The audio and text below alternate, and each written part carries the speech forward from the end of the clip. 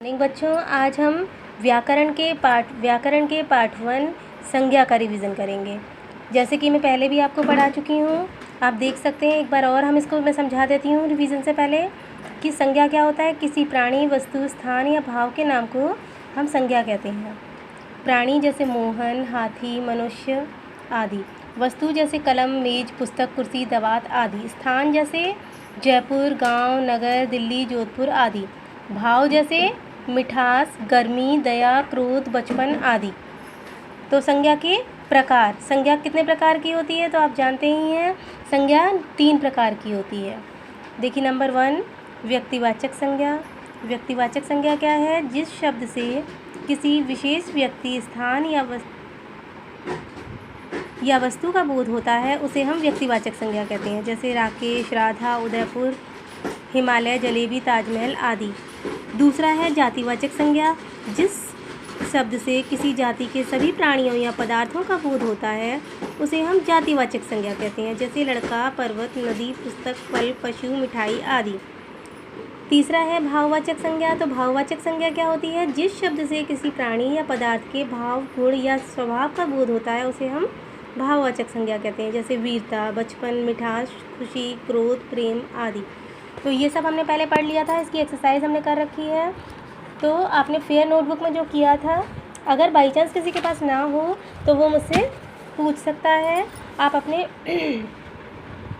और आज हम जो इसका रिवीजन कराने जा रहे हैं, तो मैंने कुछ क्वेश्चन सिलेक्ट किए हैं। जैसे इसमें ऑब्जेक्टिव टाइप थे आपके लास्ट में, उनको मैंने यहाँ सबसे पहले दिया है।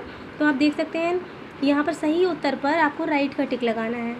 तो जैसे नंबर 1 पर पूछा है मैंने, निम्नलिखित में से भाववाचक संज्ञा कौन सी है? 2 ऑप्शन है आपके पास, उसमें से जो राइट है आप उसको राइट का टिक लगाएंगे। निम्नलिखित में से दूसरा है आपका, निम्नलिखित में से जातिवाचक संज्ञा है। अब क्या है जातिवाचक संज्ञा? पुस्तक है या बीकानेर है, उसको आप राइट का टिक लगाएंगे।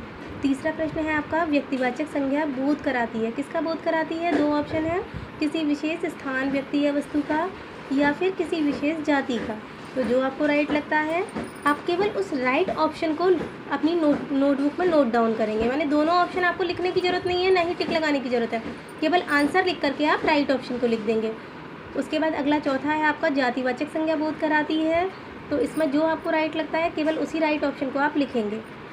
अगला क्वेश्चन है आपका, क्रिया शब्दों के पीछे आहट जोड़ करके भाववाचक संज्ञा बनानी। जैसे घबराना के पीछे आहट जोड़ेगा तो घबराहट, बड़बड़ाना के पीछे जोड़ेगा तो बड़बड़ाहट, अकुलाना के पीछे जोड़ा तो अकुलाहट, गुर्राना के पीछे गुर्राहट, चिल्लाना के पीछे चिल्लाहट, बौखलाना के पीछे हो जाए आहट जुड़ के हो जाएगा बौखलाहट।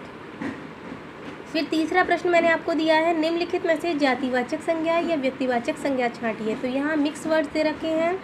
जो एक संपूर्ण जाति का बोध कराते हैं वो होते हैं आपकी जातिवाचक संज्ञा। जो किसी खास व्यक्ति का नाम होता है वो होता है व्यक्तिवाचक संज्ञा।